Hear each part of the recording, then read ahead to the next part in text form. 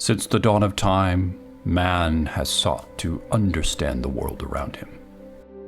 And as our awareness of the complexities and diversity the universe has to offer grew, we naturally began categorizing, grouping, and organizing things to better make sense of it all. When humanity finally reached the age of the automobile, our drive to collect, identify, and appreciate the incredible variety around us only intensified. Today, man is no different. That passion for classification and collection continues, especially when it comes to cars. And then there's this 2024 Dodge Charger Daytona EV, the all-new muscle car from Dodge. Now, I understand that my opinion on this car is a bit of a hot take, but just hear me out. Matt Mach-e, the CEO of Dodge himself, has said, drive this like a muscle car. Drive it like a muscle car first. But by the time this video is over, I'm pretty confident you'll agree with me that this car here has more in common with this car here than almost anything else on the road. And in fact, this isn't Dodge's new EV muscle car. This is Dodge's latest performance crossover SUV. And if you just stick with me, you'll be convinced after I show you why. You're like the quiet one. I'm not quiet.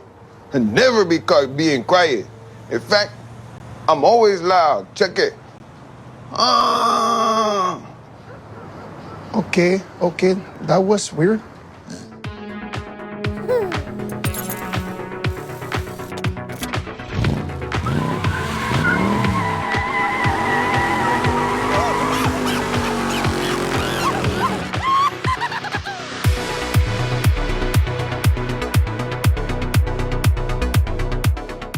So when we set out to define and figure out what we were going to build, we said it had to do four things.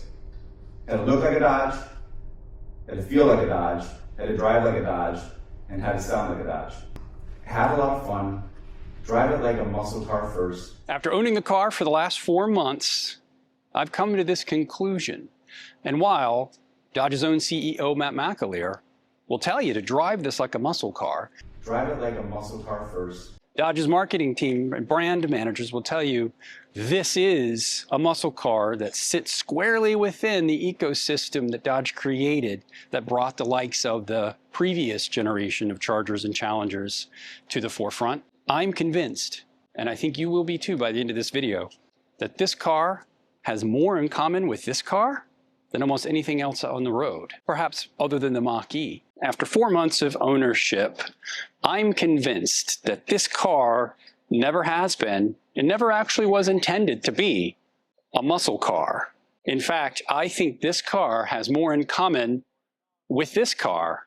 So before I get into this any further, I think we should just start with the basics. Let's go over the cars, let's talk numbers, and I think even by then, you'll see where I'm getting at. Here on the Charger itself, if we move around the cars here, you can see that both vehicles, they're the same width and they're the same length. Due to the fact that they're both EVs and they both have a 100.5 kilowatt hour battery, they are practically exactly the same weight. They both have a massive set of wheels and tires with very large brakes. Both are all-wheel drive. Now granted, the EV9, while also being dual motor, does not have EDMs which output to the degree that the 670 horsepower combined of the Dodge Charger do. But again, this car in sport mode will knock you back if you punch that pedal. They both have rear hatches with expansive cargo volume. Now, yes, the EV9 does have an extra set of doors, but we all know that this car here has a 4-door version coming, which doesn't alter the wheelbase in any way. It simply takes this B-pillar, moves it up, extends this window out, and inserts a door here. So in essence, this is a 4-door car as well. Obviously, they have very different ride heights, but I will argue over here on the Charger, if you look at the cowl here, at the top of the hood, I'm 6'1". This is right above my hip bone. This is right at my waist, my natural waist here. That's high for a muscle car, sports car, or a performance car. That's more in line with a crossover. Look at the roof here. It's up to my shoulders. This is the only muscle car I've ever owned that I can't reach the center of the top of the roof, much like many crossovers and SUVs that I've had. And granted, the EV9 does have a nice high driver seat position, which, you know, most EVs kind of suffer from this simply because of the fact that the entire bottom portion of the vehicle is the battery itself.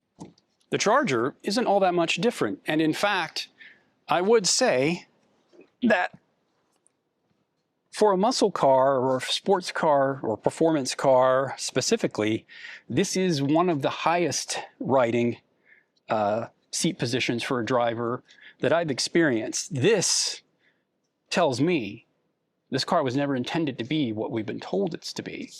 This is a crossover SUV.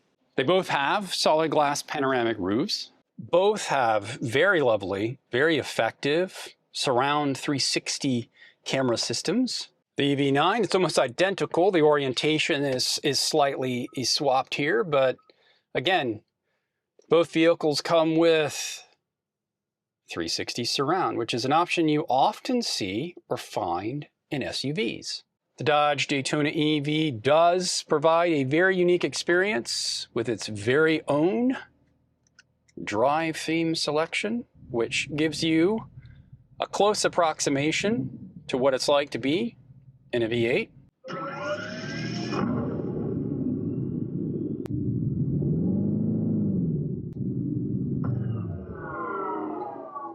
And yes, the Fratsonic exhaust on the Charger is a unique feature, but it's not unheard of. And in fact, the EV9 makes one as well.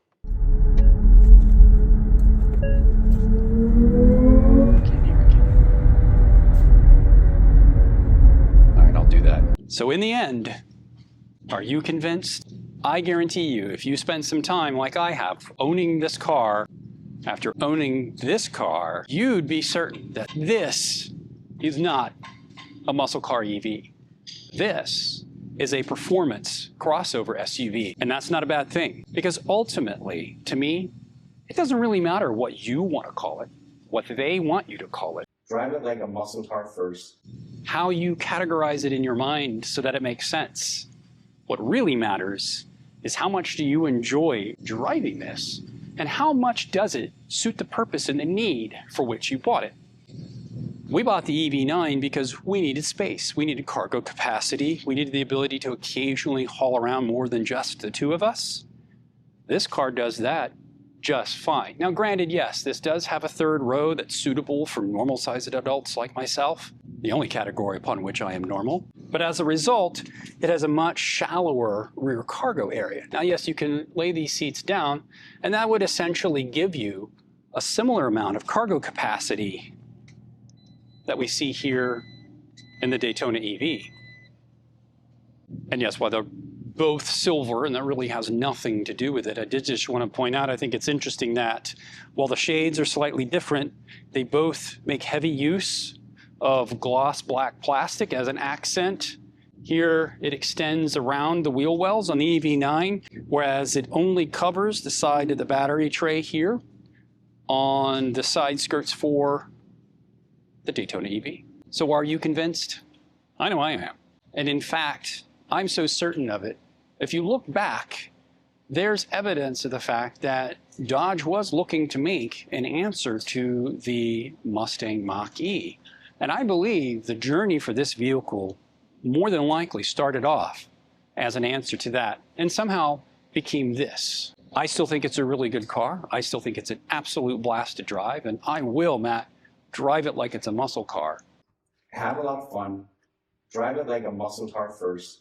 When I need it to be, it feels a lot more like a performance crossover SUV. And that isn't necessarily a bad category to be lumped into. I'm so happy with how this car performs as a daily driver, how it performs as kind of the family truckster, that my wife and I have decided when the lease is up on the EV9, we're not going to renew it. We're not going to buy it out.